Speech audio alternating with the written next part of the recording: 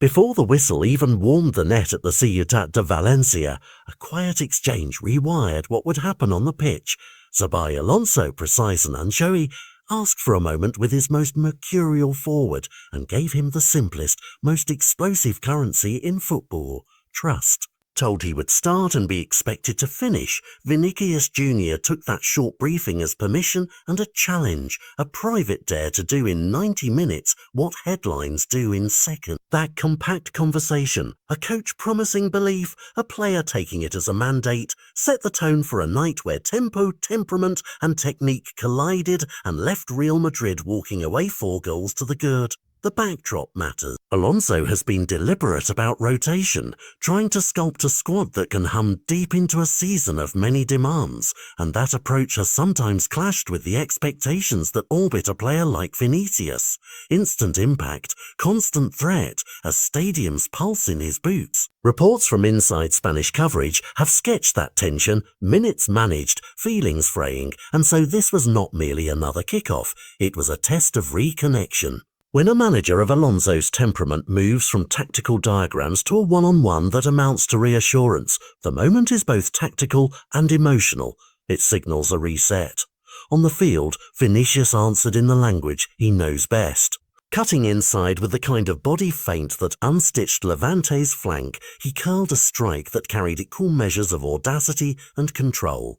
A goal that was part technique, part declaration. But the goal was only punctuation. He pressed, tracked and sustained energy in that way players do when they have been told to be indispensable, not for the vanity of it, but because the team needs it. The result was a win that read 4-1 on the scoreboard, but for those watching closely, it read as a restoration of rhythm between a coach and his talent. It read as a reminder that form can be reignited when trust is matched by intensity. Off the pitch, the chatter shifted immediately to the next and bigger theatre.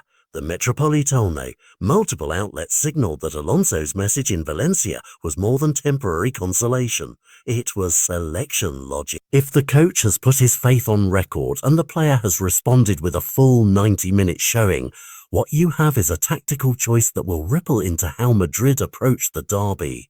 Starting Vinicius at the Metropolitano is not just about one attacker's confidence.